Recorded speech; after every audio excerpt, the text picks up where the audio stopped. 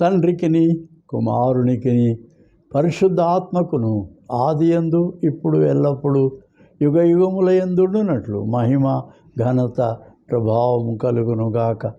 మహాపరిశుద్ధుడవును మిక్కిలి ప్రేమ స్వరూపుడైన మా ప్రియ పరలోకపు తండ్రి, దయగల మా యేసు రక్షక, కృపగల రాజా, ప్రేమ స్వరూపుడా, నీతి స్వరూపుడా, నిర్మల జ్యోతి, 10,000లో శ్రేష్ఠుడా, పరమ పూజ్యుడా, పరమ పావనుడా, అతి కాంక్షణీయుడా, అతి మనోహరుడా, నమ్మదగిన యేసయ్య, ప్రేమామయుడా, నీకు స్తోత్రం.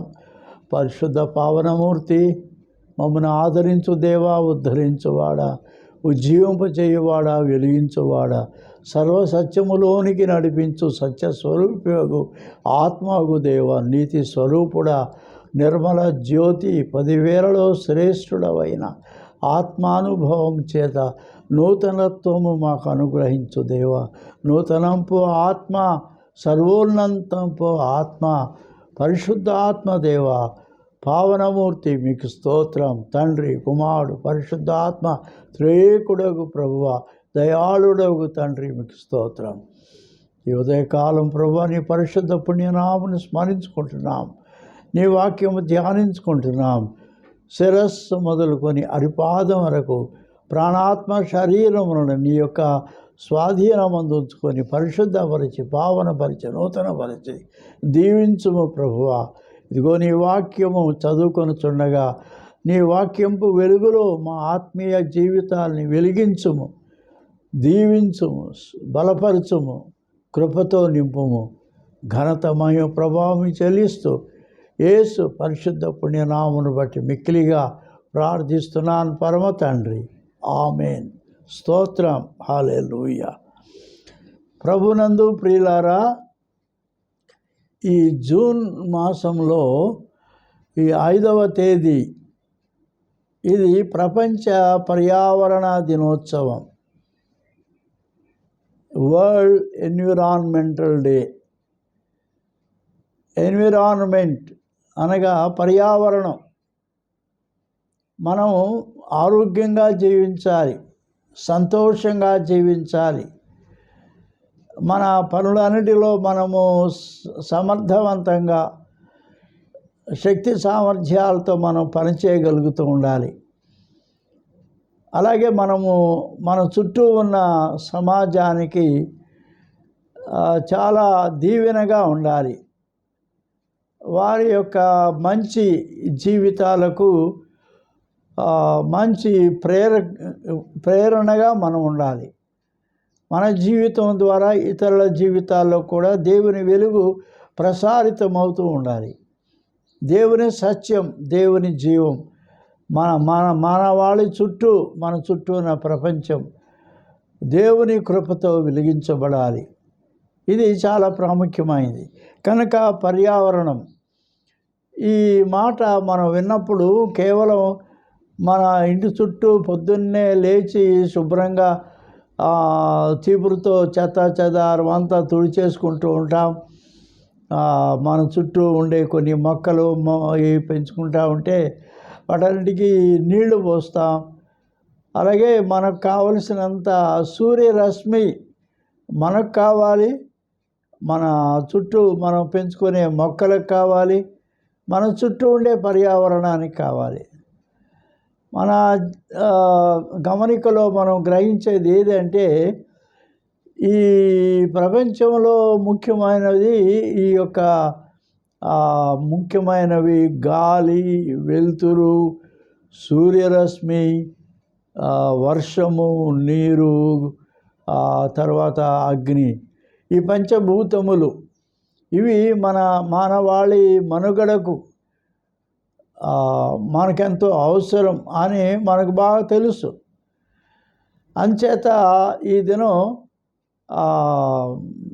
అనగా జూన్ 5వ తేదీ ఈ పర్యావరణ దినోత్సవం సందర్భంగా ప్రముఖులైన వారు అనేకులు మరి తమ ఇళ్ళ దగ్గర, తన ఆఫీసుల్లో, పనిచేసే చోట, కార్యాలయాల్లో మంచి మొక్కలు నాటుతూ ఉంటారు.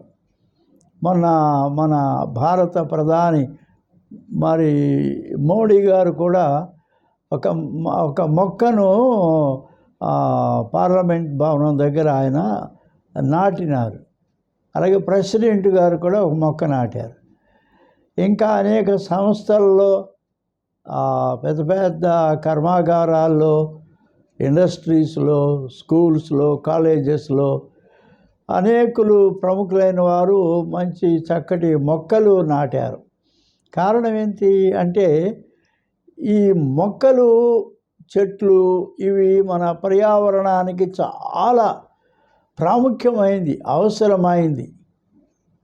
అంచేత అందరూ ఈ దినాన చెప్పే మాట ఏంటంటే మొక్కలు పెంచండి, చెట్లను పెంచండి, అరణ్యాల్ని నరికి పారేయద్దు, నాశనం చేయొద్దు. ఎందుకంటే అవే మనకు మంచి పర్యావరణం, మంచి వాతావరణం మనకు కలిగేటట్టుగా చేస్తాయి. మనకందరికీ తెలుసు సంగతి ఏంటంటే ఈ మన చుట్టూ ఉండే చెట్లు ఎందుకు మనం పెంచాలి అంటే కేవలం నీడ కోసం మాత్రమే కాదు.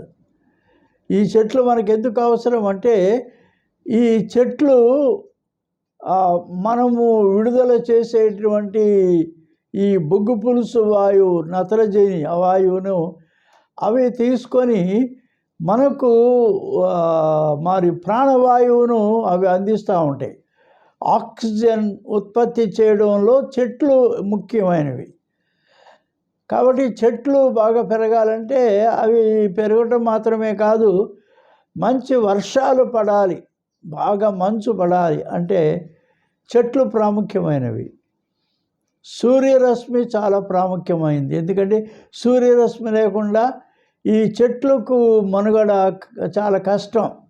ఎందుకంటే ఇవి క్లోరోఫిల్ ఆహార పదార్థం అవి తయారు చేసుకోవాలంటే సూర్యరశ్మి చెట్లకు కావాలి, సూర్యరశ్మి మనుషులకు కావాలి, సూర్యరశ్మి జంతువులకు కావాలి, సూర్యరశ్మి మహాజలములలో ఉండే చేపలకు, మహామత్స్యములకు కూడా సూర్యరశ్మి కావాలి. మంచి గాలి మనకు కావాలి, మంచి వెలుతురు మనకు కావాలి. అంచేత ఈ పంచభూతములు ఆకాశం, భూమి, నీరు, గాలి, అగ్ని ఈ యొక్క సమతుల్యం బాగా ఈ దాన్ని ఏమంటారంటే ఎకలాజికల్ బ్యాలెన్స్ అంటారు. ఎకలాజికల్ బ్యాలెన్స్ అంటే సమతుల్యంగా ఉండాలి ఈ భూమి మీద, ఈ ప్రపంచంలో అన్నీ కూడా. అప్పుడు మానవ మనుగడ ఎంతో ఆరోగ్యంగా, సుఖంగా, సంతోషంగా, క్షేమంగా, దీవెనకరంగా ఉంటాయి. పంటలు బాగా పండుతాయి, మనుషులు సంతోషంగా జీవిస్తారు, ఆరోగ్యంగా జీవిస్తారు. వారి పరిపాట్లలో వారు చాలా ఉత్సాహవంతంగా, శక్తివంతంగా పనిచేస్తారు, మంచి ఫలితాలు సాధిస్తారు. ఇదంతా చక్కగా జరగాలంటే ఎకలాజికల్ బ్యాలెన్స్, ఈ పర్యావరణంలో సమతుల్యం అనేది చాలా ప్రాముఖ్యం. ఈ జీవరాశులు, జంతువులు, పక్షులు, ప్రాకిడి పురుగులు ఇవన్నీ కూడా ఈ యొక్క ఎకలాజికల్ బ్యాలెన్స్లో ఈ పర్యావరణం, భూమి యొక్క సమతుల్యం ఉండాలంటే ఇవన్నీ అవసరమే. ఇది మనం ఇదను జ్ఞాపకం చేసుకుందాం.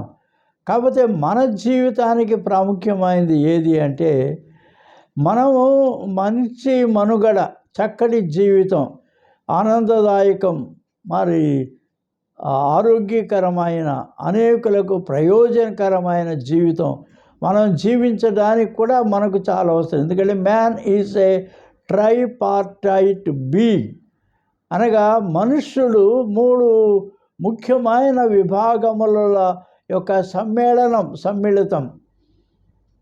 అది ఏది అంటే మన శరీరము, ఆత్మ, ప్రాణము లేదా మనస్సు, body, mind and soul, spirit. ఈ 3 కూడా సమతుల్యంగా ఉండాలి మన జీవితంలో.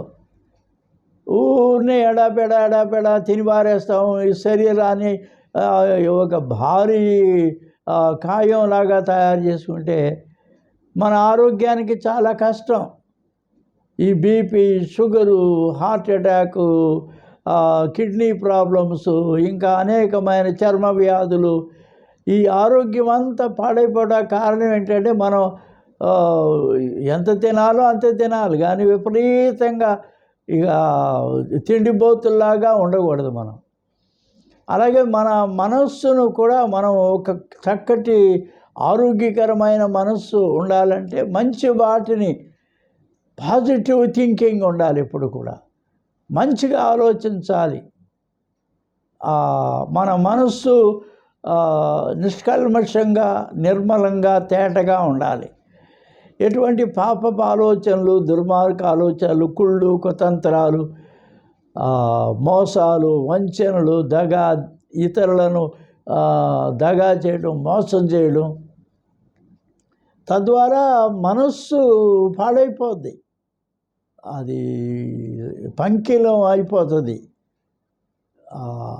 మన మనస్సు అది ఆరోగ్యకరంగా ఉండదు. అలాగే మన ఆత్మీయ జీవితం, ఆరోగ్యకరమైన ఆత్మీయ జీవితం ఉండాలి అంటే మన ఆత్మలో కూడా ఏముండాలి? దేవుని సన్నిధి ఉండాలి, దేవుని వెలుగు ఉండాలి. నీతి సూర్యుడైన యేసు మన అంతరంగంలో ఆయన ప్రకాశిస్తూ ఉండాలి. మన నైతిక జీవితం బాగుండాలి. మన యొక్క చేతలు, మన పనులు, మన క్రియలు ఇవన్నీ చక్కగా ఉండాలి అంటే పరిశుభ్రంగా మన ఆత్మీయ జీవితం ఉండాలి. దేవుని వాక్యం మన ఆత్మను పరిశుద్ధపరుస్తుంది. ప్రార్థన మన అంతరంగాన్ని పరిశుద్ధపరుస్తుంది. పరిశుద్ధాత్మ సన్నిధి మన అంతరంగాన్ని పరిశుద్ధపరుస్తుంది. కాబట్టి మన ఆత్మీయమైన జీవితంలో కూడా ఈ ఎకలాజికల్ బ్యాలెన్స్ ఉండాలి. సమతుల్యత అనేది మన ఆత్మలో ఉండాలి. ఊరినే పొద్దుగూకులు బైబిల్ చదువుతూ కూర్చుంటే ఏ ప్రయోజనం? దానికి తగినంత ప్రార్థన చేయాలి. బైబిల్ చదవాలి, ప్రార్థన చేయాలి, దేవుని గురించిన సంగతులు ఆలోచిస్తూ ఉండాలి, దేవుని గురించితో సాక్ష్యం చెబుతూ ఉండాలి. క్రీస్తు ప్రేమను లోకానికి అందించాలి, మనం అనుభవించాలి, ఇతరులకు అందించాలి. కాబట్టి ఈ దినం ఈ యొక్క మన వ్యక్తిత్వ జీవితం, మన పర్సనాలిటీ అంటారు. ఇది physical personality, body, psychic personality మన యొక్క మనస్సు, స్పిరిచువల్ పర్సనాలిటీ మన ఆత్మీయ జీవితం. ఇవన్నీ కూడా సమంగా ఉండాలి, ఏకంగా ఉండాలి. అప్పుడు మనం ఒక ఆరోగ్యకరమైన, క్షేమకరమైన, సంతోషం, దీవెనకరమైన ఒక వ్యక్తిత్వాన్ని మనం కలిగి ఉంటాం. పర్సనాలిటీ, సమగ్రమైన పర్సనాలిటీ, సంపూర్ణమైన పురుషులుగా మనము, వ్యక్తిగా మనం జీవిస్తాం. అంచేత ఈ దినం మనము దేవుని నామమును స్తుతిస్తూ ఒక పాట పాడదాం. తర్వాత వాక్య ధ్యానంలోకి వెళ్దాం. కీర్తన, ఆంధ్రక్రైస్తవ కీర్తనలో 67వ కీర్తన. శాశ్వతుడా విస్మయ మంది నేను, నీ స్వంత హస్త సృష్టి చూడగా, నీ స్వరం దుర్మూల యందు, యేసు ప్రభు నిన్నారాధింతును. ఓ రక్షక నీ స్తుతి పాడేదాన్, నూరంతలాన్ మహాదేవా. నా రక్షక నమస్కరింతు నిన్ మారానియో మహాదేవా. వృక్షంబుల దున్నాడ ఊలలోనే, పక్షుల పాటలాల కింతును. తక్షణ పర్వతంబు నుండి అక్షులతో నీ మహిమ కందున్. ఓ రక్షక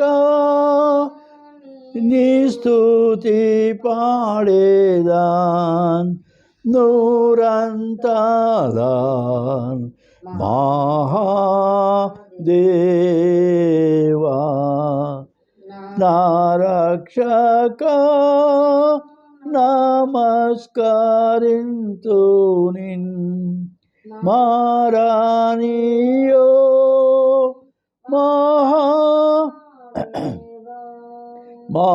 మహాదేవా. నీ ఏక పుత్రుండేలాన్ నా హేయ పాపముల్ భారించి నా సహాయుడై తామరణించినంచు.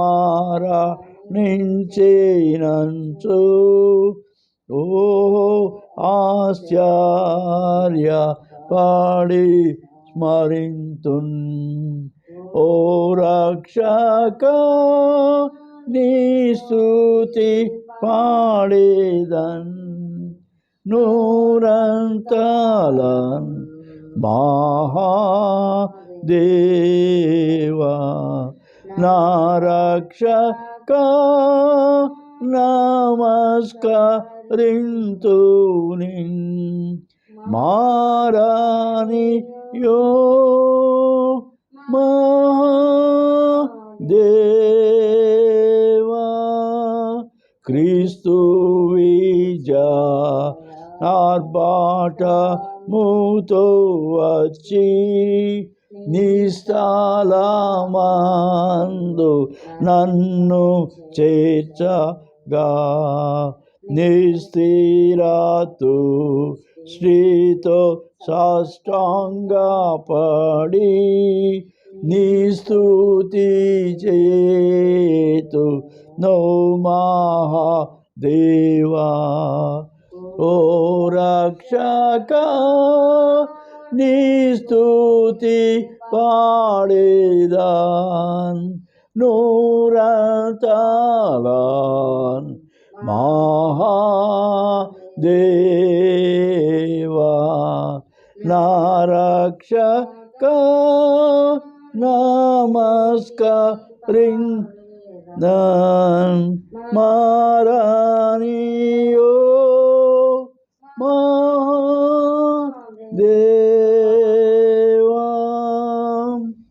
ఈ దినం మనం చదువుకునేటటువంటి వాక్య భాగంలో కీర్తన, దావీదు కీర్తన 19వ కీర్తన మనం చదువుతాం. ఈ పర్యావరణానికి సంబంధించిన ముఖ్యమైన సంగతులు దావీదు భక్తుడు దీనిలో ప్రస్తావిస్తూ ఉన్నాడు. దావీదు కీర్తన 19.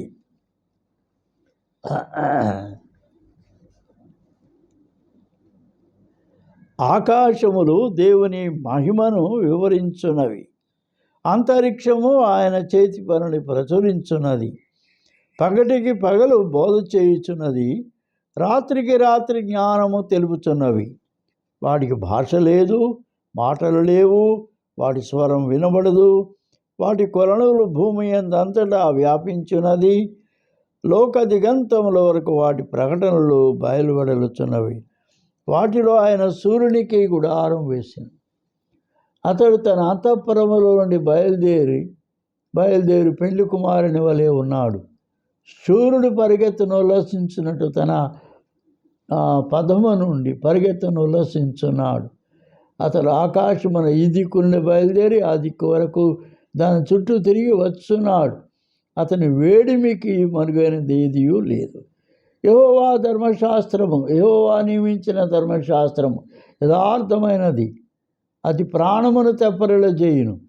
యెహోవా శాసనము నమ్మదగినది, అది బుద్ధిహీనులకు జ్ఞానం పుట్టించును. యెహోవా ఉపదేశములు నిర్దోషమైనవి, అవి హృదయమును సంతోషపరచును. యెహోవా ఏర్పరిచిన ధర్మము నిర్మలమైనది, అది కనులకు వెలుగిచ్చున్నది. యెహోవా యందైన భయము పవిత్రమైనది, అది నిత్యము నిలుచును. యెహోవా న్యాయవిధులు సత్యమైనవి, అవి కేవలము న్యాయమైనవి. అవి బంగారు కంటెను, విస్తారమైన మేలిమి బంగారు కంటెను కోరదగినవి. తేనె కంటెను, జుంటి తేనె ధారల కంటెను మధురమైనవి. వాటి వలన నీ సేవకుడు హెచ్చరిక నందును, వాటిని గైకొనడం వలన గొప్ప లాభము కలుగును. తన పొరపాటులు కనుగొనగలవాడెవడు? నేను రహస్యముగా చేసిన తప్పులు క్షమించి నన్ను నిర్దోషినిగా తీర్చుము. దురభిమాన పాపములలో పడకుండా నీ సేవకుని ఆపుము, వాటిని నన్ను ఏలనీయకుము. అప్పుడు నేను యథార్థవంతుడనై అధిక ద్రోహము చేయకుండా నిందారహితుడనగుదును. యెహోవా నా ఆశ్రయదుర్గమా, నా విమోచకుడా, నా నోటి మాటలు, నా హృదయ ధ్యానము నీ దృష్టికి అంగీకారములగునుగాక. దేవునామకి స్తోత్రం. ఈ దినం మనం జ్ఞాపకం చేసుకుంటున్నాం పర్యావరణ దినం. ఈ పర్యావరణం అనేది కేవలం మన చుట్టూ ఉండే ప్రకృతికి ఈ మంచి వాతావరణం ఇవ్వడానికి పనికి వచ్చే ప్రకృతి కొరకు మాత్రమే కాదు. ఎందుకంటే దేవుని వాక్యంలో వ్రాయబడిన గొప్ప సత్యం ఏంటంటే, ఈ యోబు గ్రంథంలో ఒక మాట భక్తుడు వ్రాస్తున్నాడు. ఆయన ఏమంటాడంటే, యోబు 37వ అధ్యాయంలో 12వ వచనం, ఆయన వలన నడిపింపబడినవై నరులకు నివాస యోగ్యమైన భూగోళం మీద మెరుపును మేఘములను సంచారం చేయను. ఆయన వాటికి ఆజ్ఞాపించినది యావత్తును అవి నెరవేర్చు. చాలు. ఇప్పుడు ఈ భూమి దేనికి దేవుడు సృజించాడు అని ఈ భక్తులు రాస్తున్నాడంటే, భూమి నరులకు ఇది నివాసయోగ్యమైంది. అంతరిక్షంలో కొన్ని కోట్ల కోట్ల కోట్ల గ్రహరాశులు ఉన్నాయి.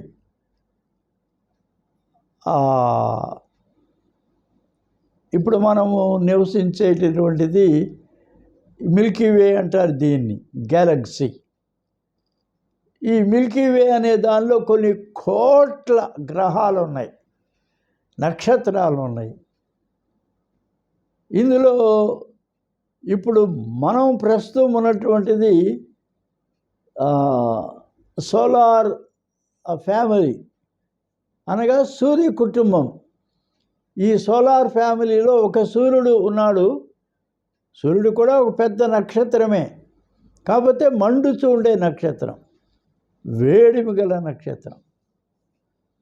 దాని చుట్టూ ఇంకొక నవగ్రహాలు ఉన్నాయి. ఈ చంద్రుడు, భూమి, ఇంకా చాలా 9 గ్రహాలు ఉన్నాయి. ఇవన్నీ కలిసి, ఈ నవగ్రహాలు, సూర్యుడు కలిసి ఒక సౌర కుటుంబం, సోలార్ ఫ్యామిలీ అంటారు. ఇట్లాంటి సోలార్ ఫ్యామిలీస్ ఈ అంతరిక్షంలో కొన్ని కోట్లు ఉన్నాయి. అవి పెద్ద పెద్ద టెలిస్కోపుల్లో చూస్తే కానీ తెలియదు. నేకెడ్ ఐకి అనగా మామూలుగా మనకు కనపడవు. మనకు కనపడేవి మినికిమనే నక్షత్రాలే. కానీ అంతరిక్షంలో ఎన్నో కోట్ల గ్రహాలు, నక్షత్రాలు, ఈ తర్వాత చాలా భయంకరమైనటువంటి పెద్ద పెద్ద రాళ్ళు, కొండల్లాంటి రాళ్ళు ఉన్నాయి. ఇవన్నీ కూడా ఈ అంతరిక్షంలో పరిభ్రమిస్తూ ఉంటాయి. కానీ అవేవి మానవునికి ఈ నివాసయోగ్యంగా లేవు. ఎందుకంటే దేవుడు వాటిని మనుష్యుడికి నివాసయోగ్యంగా చేయలేదు. మనుష్యుడికి నివాసయోగ్యంగా చేసింది ఒక భూగోళం. దాన్నే ఈ యొక్క వాక్యంలో మనం దీన్ని చూస్తున్నాం. అనేమంటున్నాడు ఈ 12వ వచనం దగ్గర, అనేమంటాడంటే, ఆయన వలన నడిపింపబడినవై నరులకు నివాసయోగ్యమైన భూగోళము మీద మెరుపును మేఘములను సంచారము చేయును. అది ఎవరు నడిపిస్తున్నారు? ఈ మొత్తం యావత్ సృష్టిని, ఈ millions and billions and trillions of planets and planetary system, ఈ గ్రహాలు, గ్రహరాశులు, నక్షత్రాలు, ఈ సూర్యుడు, చంద్రుడు, ఈ భూమి యావత్తును ఎవరు నడిపిస్తున్నారు? బైబిల్ స్పష్టంగా చెప్పే మాట ఏంటంటే దేవుడు నడిపిస్తున్నాడు. ఆయన వలన నడిపించబడినవై నరులకు నివాసయోగ్యమైన భూగోళం. ఒక భూగోళం ఒక్కటే, భూమి ఒక్కటే నరులకు నివాసయోగ్యమైంది. ఎక్కడో మార్సులోనో జూపిటర్లోనో ఇంకెక్కడో వెళ్ళి నివసించడానికి ప్రయత్నాలు చేసుకుంటున్నారు ఈ మనుషులు. అదేం కాదు. ఎందుకంటే మనుషునికి కావలసిన వాతావరణం భూమి మీదే దేవుడు ఏర్పాటు చేశాడు. ఈ పర్యావరణం ఇక్కడే ఉంది. ఈ యొక్క మ్యాగ్నెటిక్ ఫీల్డ్ మనకు తెలుసు. భూమిని ఆయన శూన్యములో వేలాడదీశాడు. ఎట్లా వేలాడుతుంది? ఈ శూన్యములో, అంతరిక్షములో. దానికి ఆయన కావలసిన ఏర్పాటు చేసినాడు. అది ఆ మ్యాగ్నెటిక్ ఫీల్డ్ దేవుడు ఏర్పాటు చేశాడు. కాబట్టి అది ఏమీ కింద పడకుండా, అటు పడకుండా, ఇటు పడకుండా దాని స్థానములో దేవుడు దాన్ని ఆకాశములో, అంతరిక్షములో ఈ మహాభూగోళాన్ని ఆయన వేలాడదీశాడు. అలాగే ఈ యొక్క గ్రహాలు, గ్రహరాశులు ఇవన్నీ కూడా దాని యొక్క మ్యాగ్నెటిక్ ఫీల్డ్లో దాన్ని దేవుడు ఏర్పాటు చేశాడు.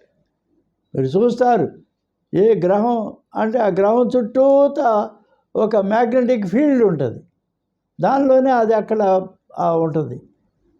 అక్కడి నుంచి పడిపోదు. అది కేవలము ఈ భూమి మీద మట్టుకే మనకు ఏముంది? ఈ యొక్క మనం పైన ఏదైనా ఒక వస్తువు విసిరేస్తే ఈ భూమ్యాకర్షణ శక్తి అనేది కేవలం భూమికే ఉంది. ఇంకా మిగతా అంతరిక్షంలో ఏ గోళానికి లేదు, ఏ గ్రహానికి లేదు. అక్కడికి వెళ్తే మనం కూడా పైకి ఆటలాగా తిరుగుతూ ఉండాల్సిందే కానీ కింద పడం. ఎందుకంటే ఈ భూమ్యాకర్షణ శక్తి, ఈ కింద పడేటటువంటి ఆ యొక్క ఆకర్షణ శక్తి కేవలం భూమికే ఉంది అంతే. దాన్నే ఐజాక్ న్యూటన్ కనుగొన్నాడు. యాపిల్ పండు అక్కడి నుంచి పడితే అది భూమి మీద ఎందుకు పడింది ఇది అని చెప్పని ఆయన ఆశ్చర్యపోయాడు. అప్పుడు ఆయన కనుగొన్న సంగతి ఏంటంటే ఈ భూమికి ఏముంది? దీనికి ఈ భూమి ఆకర్షణ శక్తి ఉంది. అంచేత ఏదైనా సరే ఈ భూమి యొక్క ఆ భూమి ఆకర్షణ శక్తి ఉన్న పరిధిలో ఏదైనా సరే క్రింద పడిపోవలసిందే. అంచేత అది ఎన్ని మైళ్ళ ఎత్తున ఉందో మనకు తెలియదు. అది దాటిపోతే ఇక అంతే పైన తేలుతూ ఉంటాం, తిరుగుతూ ఉంటాం. అందుకనే ఈ రాకెట్స్, ఈ యొక్క స్పుట్నిక్స్ ఇవన్నీ పంపేవాళ్ళు వాళ్ళు ఉపయోగించేటువంటి మోటార్స్ దేని కొరకంటే ఈ భూమి ఆకర్షణ శక్తి దాటి అవతల పడేయాలి. దాన్ని పడేస్తే అది పైన తిరుగుతూ ఉంటుంది. కానీ భూమికి దేవుడు చాలా చేశాడు భూమి మీద. అవి మనము గ్రహించుకోవాలి. మనుషులకు నివాసయోగ్యం. ఎందుకు ఈ చెట్లు, ఎందుకు ఈ అడవులు, ఇవన్నీ దేని కొరకంటే మనకు మంచి ఆక్సిజన్ ఇవ్వాలి, ప్రాణవాయువు మనకి ఇవ్వాలి. మనం విడుదల చేసేటువంటి బొగ్గు పులుసు వాయువు, నత్రజని, నైట్రోజన్ అది లాగేసుకుంటాయి. అలాగే ఇప్పుడు ఉన్నటువంటి ఈ మోటార్ సైకిళ్ళు, మోటార్ కార్లు, ఇతర పెద్ద పెద్ద వాహనాలు ఇవన్నీ విడుదల చేసేటటువంటి ఆ వాయువు, ఆ యొక్క పొల్యూషన్, ఆ వాయువు అంతా కూడా చెట్లు పీల్చుకుంటాయి. అవి పీల్చుకొని మనకు ప్రాణవాయువు ఇస్తాయి. మరి ఇంత గొప్ప దేవుడు ఏర్పాటు చేశాడు. అడవులు, మహా గొప్ప గొప్ప అడవులు. ఆ అడవుల వలన మరి జరిగే సంగతి ఏంటంటే, ఈ యొక్క సముద్రాలు, నదులు, వాటిల్లో ఉండే నీరు సూర్యరశ్మికి అది ఆవిరైపోయి, ఆ ఆవిరి మేఘంలాగా ఏర్పడి, ఆ మేఘాలు ఈ అరణ్యాల మీదకు రాగానే అక్కడ చల్లబడి, ఈ ఆవిరి చాలా వేడిగా ఉంటుంది. ఆ వేడిగా ఉండేటువంటి ఆవిరి ఈ అరణ్యాల మీదకి రాగానే చల్లబడిపోద్ది. ఆ చల్లబడిపోయింది మనకు వర్షంలాగా కింద పడుతూ ఉంటుంది. దానివల్ల మనకు పైరులు, పంటలు, పండ్ల తోటలు, వృక్షాలు, ఆ తోటలు ఇవన్నీ ఎందుకు మనకు అవసరం అంటే మనుగడకు, మానవ మనుగడకి అవసరం. మనుషులకు కావలసిన ఆహారం భూమి మీద నుంచి వస్తుంది. ఈ చెట్ల మీద నుంచి వచ్చే ఆహారం, మన పాడి పంటల మీద నుంచి వచ్చే ఆహారం, జంతువులకు కావలసిన ఆక్సిజన్, వాటికి కావలసిన మేత, ఈ జలచరాలు, సముద్రాల్లో ఉండేటటువంటి జలచరాలు, వాటికి కావలసినంత ఆహారం, ఇవన్నీ కూడా ఈ పర్యావరణం సమతుల్యంగా ఉంటే అన్నీ సుభిక్షితంగా ఉంటాయి, చక్కగా వాటి మనుగడ సాగిస్తూ ఉంటాయి. అంచేత దేవుడు ఈ భూమి, ఆకాశం, నీరు, సూర్యుని వెలుగు, వేడిమి, అగ్ని, ఇవన్నీ కూడా మన యొక్క మనుగడకు అవసరం. అంచేత నివాసయోగ్యంగా చేశాడు. మనుషుని జీవితానికి, శారీరక జీవితానికి ఇది ఎంతో అవసరమైనటువంటిదని దేవుడు ఈ పర్యావరణాన్ని సూచించాడు. మనవాళ్ళు చాలా దౌర్భాగ్యులు. ఎందుకంటే చెట్లు పెంచుకుంటారా బాబు అని చెప్పి అంటే వీళ్ళు బుద్ధిహీనులు చెట్లు నరికేస్తూ ఉంటారు. మా ఇంటి దగ్గర ఒక చక్కటి మేడి చెట్టు ఉండేది, చాలా చక్కటి చెట్టు, పెద్ద చెట్టు. ఆ ఇల్లు ఒక ఆమె కొనుక్కున్న వెంటనే మొత్తం ఆ కలప కోసం నరికించి పారేసింది అంతే. అయ్యో, ఎటువంటి బుద్ధిహీనమైన పని చేస్తుంది మనిషి. ఆ చెట్టు ఉంటే ఎంత మేలు, చక్కటి గాలి, చక్కటి నీడ, చక్కగా ఎంత ఆక్సిజన్ ఇచ్చేదో ఆ చెట్టు ఉంటే. అలాగే మేము చర్చి పెట్టిన దగ్గర కూడా మా ఇంటి ఎదురుగుండా ఓ పెద్ద వేప చెట్టు ఉండేది. ఆ చౌదరి గారు అక్కడ ఏదో హోటల్ గట్రా పెట్టుకోవాలని చెప్పి అంత పెద్ద చెట్టు నరికించి పారేశాడు.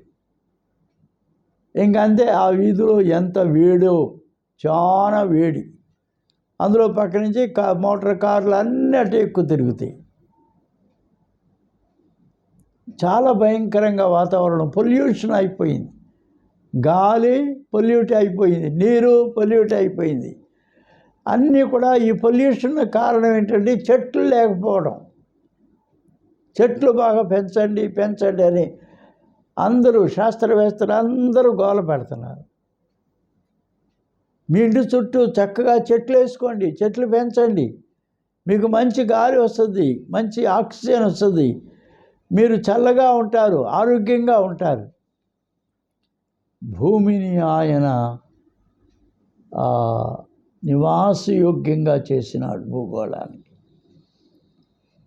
ఈ మన శారీరక జీవితానికి, ఆరోగ్యకరమైన మన శరీర జీవితానికి, సంతోషంగా మనం సమృద్ధిగా జీవించడానికి కావలసిన జీవితానికి, భూగోళానికి దేవుడు ఆయన దానికి కావలసినవన్నీ ఇచ్చి ఆయన వలన నడిపించబడినవై నరులకు నివాసయోగ్యమైన భూగోళం.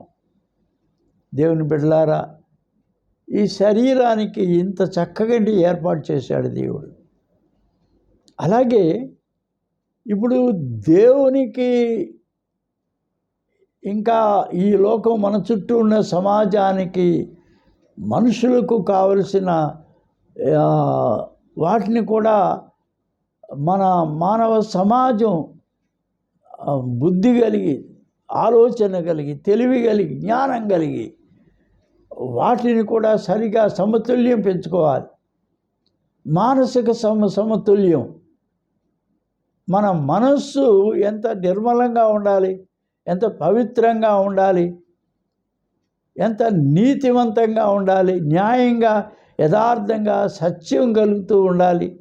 ఇవన్నీ ఉండాలంటే మన మనస్సు దాన్ని పరిశుభ్రపరచడానికి ఇందాక మనం చదువుకున్న 19వ దావీదు కీర్తనలో ఏం చదువుకున్నామంటే అది ధర్మశాస్త్రం గురించి 19వ అధ్యాయం కింద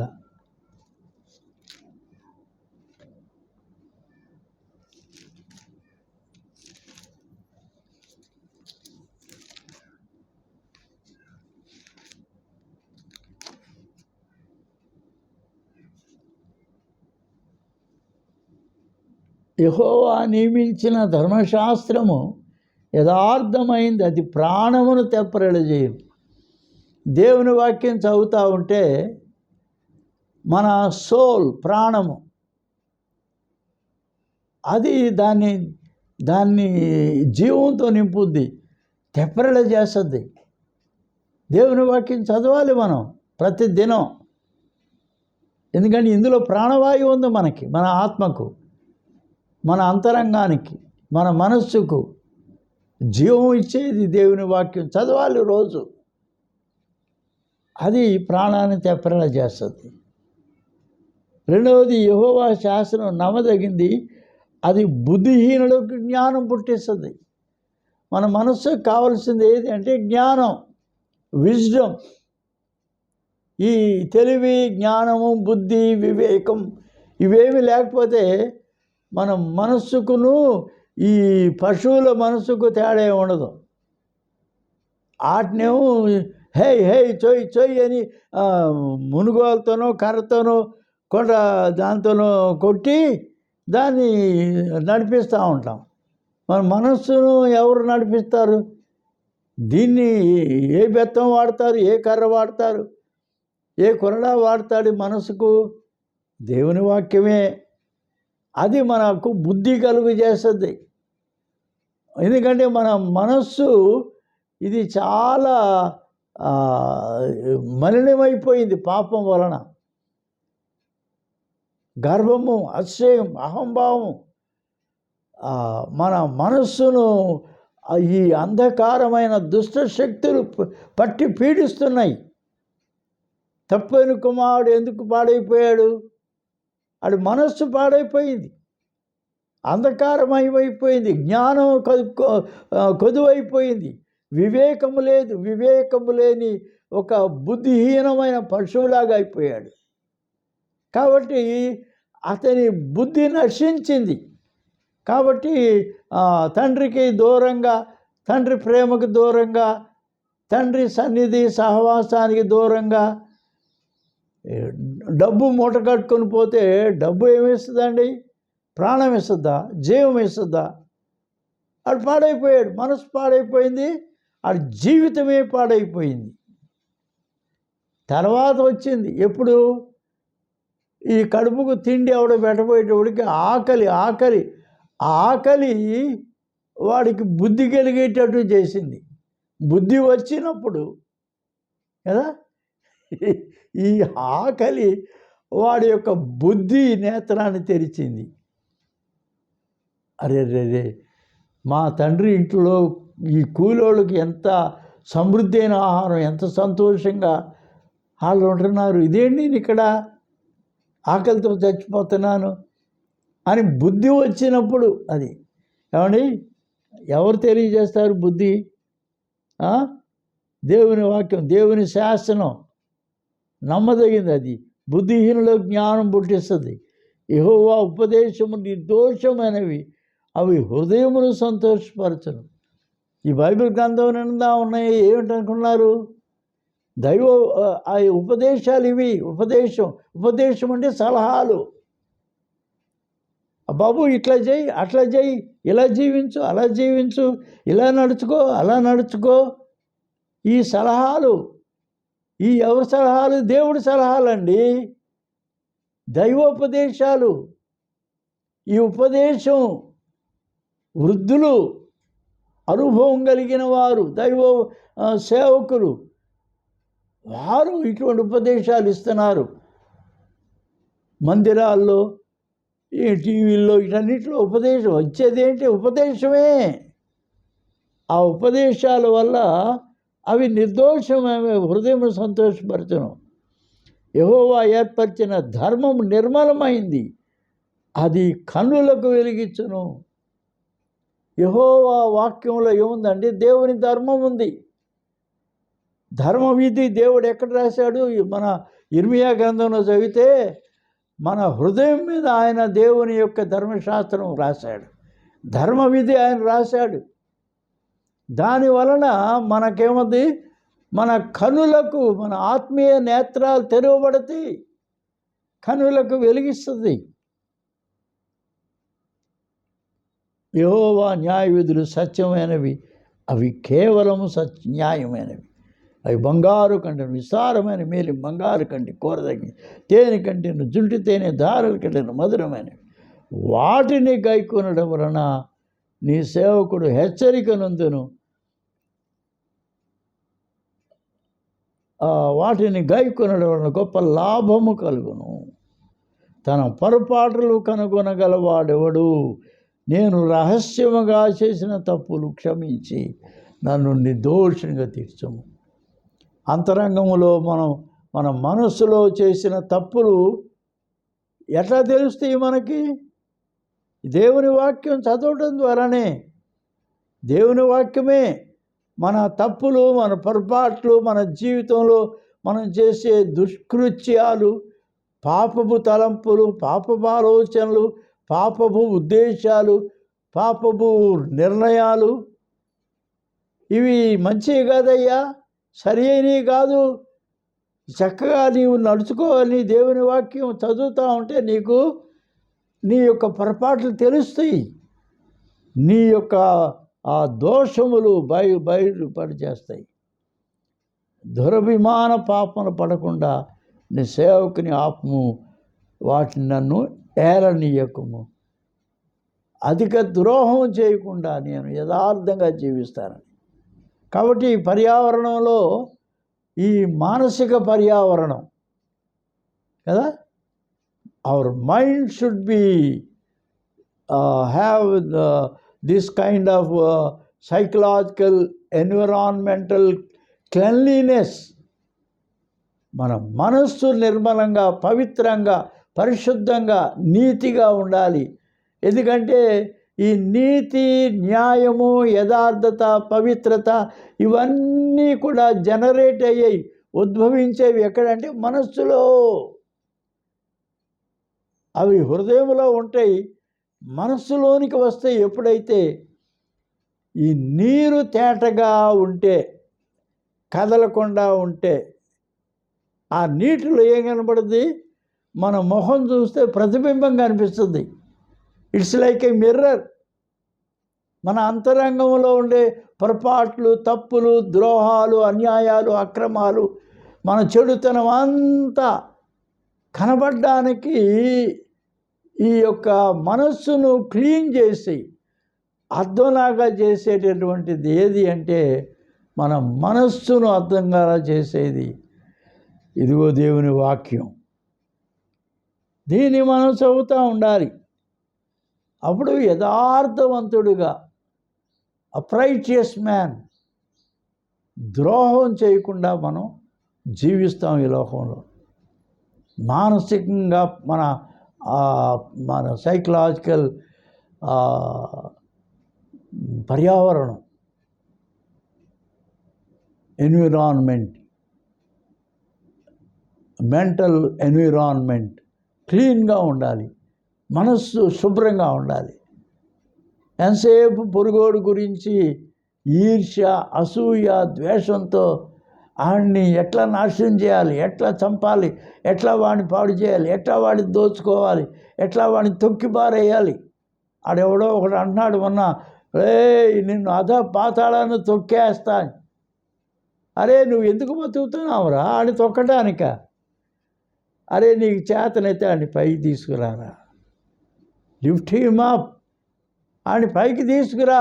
బలహీనులను పైకి తీసుకురా, పైన వాడిని బలవంతులుగా చేయి, ఆరోగ్యకరమైన వారినిగా చేయి, వారిని పైన ఉంచు, తీసుకెళ్ళు, వాడిని పైకి లేపు. అందుకని తొక్కేయటం కాదు. బుద్ధిహీనుడా, ఆడి తొక్కితే నీకు వచ్చేది ఏముందిరా? పైకి లేపు వాడిని చేతనైతే. బలహీనులను యేసు ప్రభు వారు చేసిన పని అదే. ఆయన ఎక్కడికి వెళ్ళాడు? ఈ దేవాలయంలో ఉండే యాజకులు, శాస్త్రులు, పరిసయ్యులు, సద్దూకాయులు, ఇటువంటి వాళ్ళ దగ్గరికి ఎక్కువగా ఆయన ఎక్కడికి వెళ్ళాడు? సుంకరులు, పాపులు, జీవితంలో పడిపోయి చెడిపోయి నీతిపోయి నెమ్మది లేకుండా జీవితాలు పాడు చేసుకున్న వాళ్ళ దగ్గరికి వెళ్ళాడు ఆయన. వెళ్ళి వాళ్ళతో కూర్చొని భోజనం చేశాడు, వాళ్ళతో కూర్చొని మాట్లాడుతున్నాడు, వాళ్ళకి బోధించాడు. అంచేత వేల కొలదిగా ఈ సామాన్య జనులు ఆయన బోధ వింటాకి దగ్గరకు వస్తున్నారు. కారణం ఏంటంటే వాళ్ళని ఆయన పైకి లేపాడు. జక్కయ్య లాంటి దురాశాపరుణ్ణి ఆయన పైకి లేపాడు. He has lifted him up. వెంటనే వాడు తెలుసుకున్నాడు తన తప్పు. ప్రభువా, ఇదిగో ఇక నుంచి నేను ఇటువంటి తప్పు చేయను, నా ఆస్తిలో సగం బీదలకు ఇచ్చేస్తా, నేను ఎవరితో అన్యాయంగా తీసుకొని తిరిగి ఆడికి 4 రెట్లు చెల్లించేస్తాను. ప్రభువా, నేను నిన్ను వెంబడిస్తా, నీతో కలిసి జీవిస్తా, ఒక నీతిగా జీవిస్తా ప్రభువా. ఇదిగో ఇతడు కూడా అబ్రహాము కుమారుడే అన్నాడు. అబ్రహాము కుమారుడు. అబ్రహాము నీతిగా జీవించాడు, దేవుని మాటకు లోబడ్డాడు, దేవుని భయం కలిగి ఉన్నాడు. దేవుడు ఎక్కడికి వెళ్ళమంటే అక్కడికి వెళ్ళాడు, ఎక్కడ ఆగమంటే అక్కడ ఆగాడు, ఏం చేయమంటే చేశాడు. ఈవెన్ తన సొంత కుమారుని బలి ఇవ్వమంటే కూడా వెనుక తీయలేదు, దేవుని మాట విన్నాడు. అటువంటి జీవితం జక్కయ్యకు దేవుడు ప్రభు ఇస్తున్నాడు. ఇదిగో ఇతడు కూడా అబ్రహాము కుమారుడే, నేడు ఈ ఇంటికి రక్షణ వచ్చింది అన్నాడు. దేవుని బిడ్డలారా, ఈ లోకంలో ఒక క్రైస్తవుడు, ఒక విశ్వాసి చేయాల్సిన పని అదే. బలహీనులను బలవంతులుగా చేయండి, పడిపోయిన వారిని లేవనెత్తండి, చెడిపోయిన వారిని బాగు చేయండి, వారికి చక్కగా మంచి జీవితం, చక్కటి బోధ చేయండి, జ్ఞానంగా దేవుని వాక్యంలో ఉండే జ్ఞానం వారికి బోధించండి. వాళ్ళు పైకి లేపబడాలి. ఎంతోమంది త్రాగుబోతులు, వ్యభిచారులు, దుష్టులు, దుర్మార్గులు పైకి లేపబడ్డారు. మూడవది ఏది అంటే ఆత్మీయమైన పర్యావరణం, స్పిరిచువల్ క్లీన్ గుడ్ ఎన్విరాన్మెంట్, ఆత్మీయమైన పరిపక్వత. ఎక్కడి నుంచి వస్తుంది? ఇందాక మనం దేవుని వాక్యం ప్రకారం ఏదైనా చదువుకోవాల్సిన అంశం ఏది అంటే ఈ లూకా సువార్తలో దేవుని మాటలు ఉన్నాయి. ఇక్కడ ఆ లూకా సువార్త 8వ అధ్యాయంలో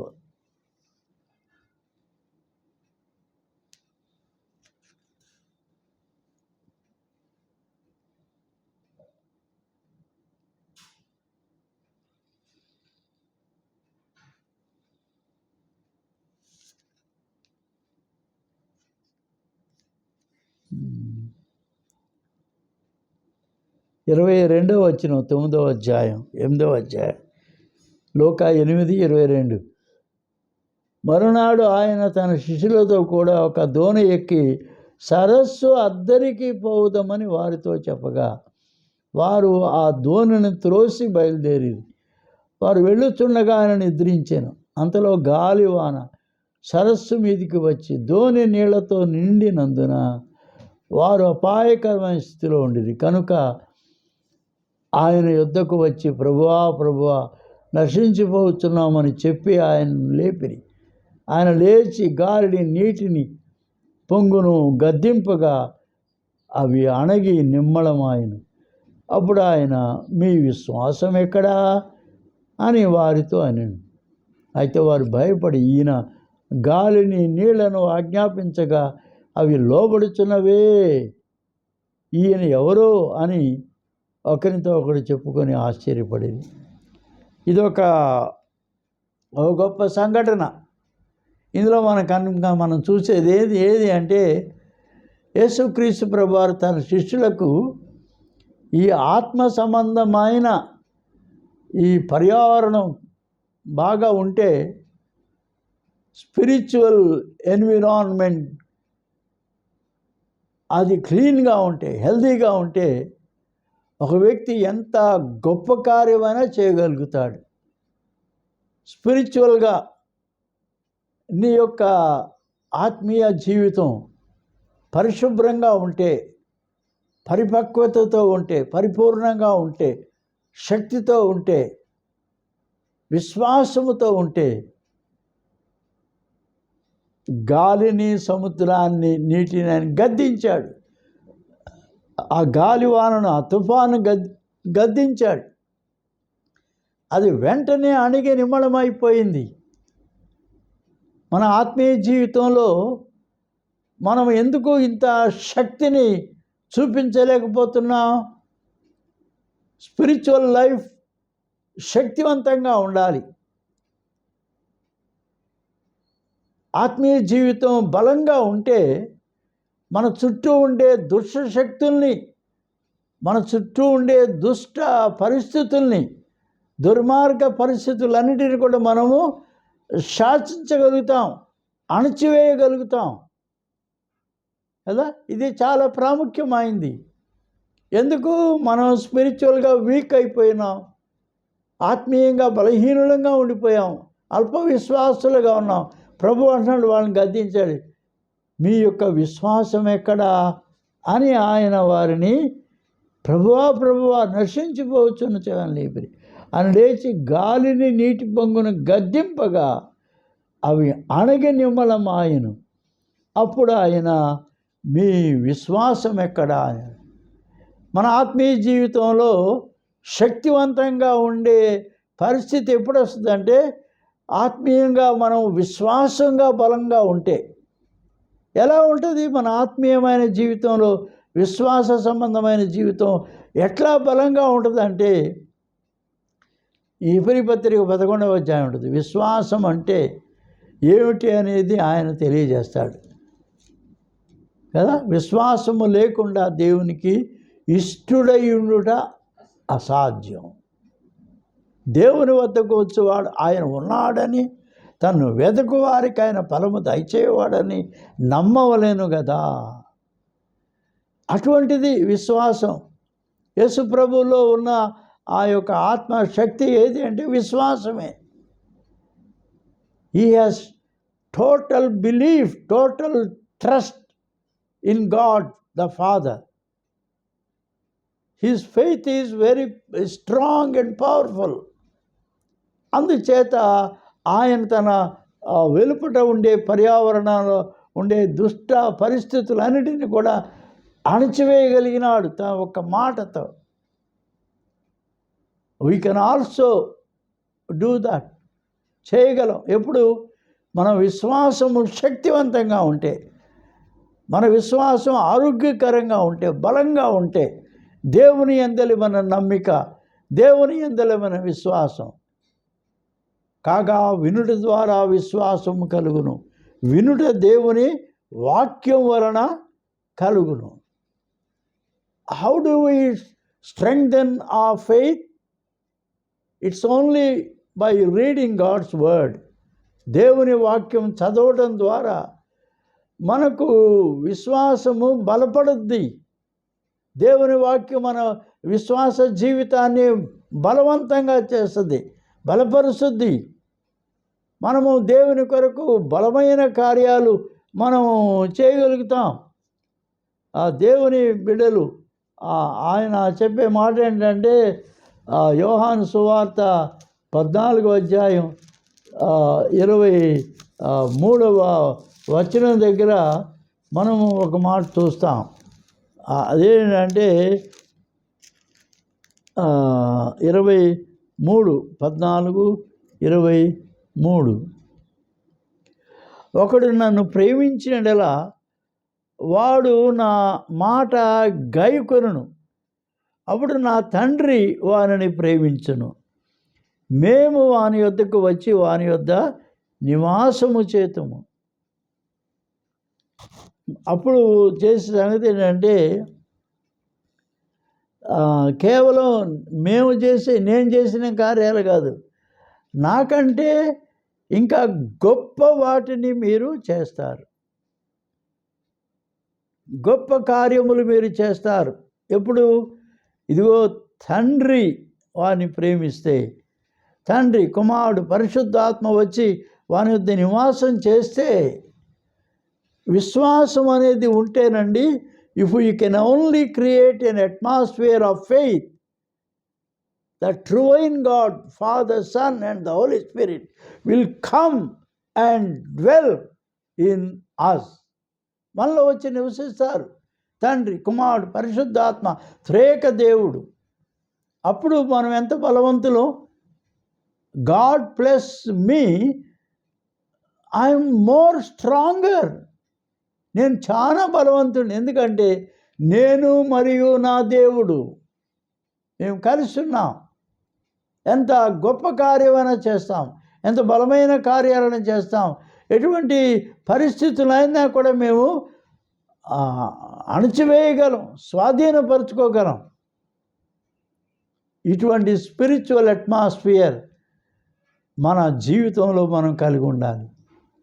అలా కలిగి ఉండాలంటే ప్రభువారు చెప్తున్న మాట ఏంటంటే, ఒకడు నన్ను ప్రేమించిన ఎడలా వాడు నా మాట గైకొనును.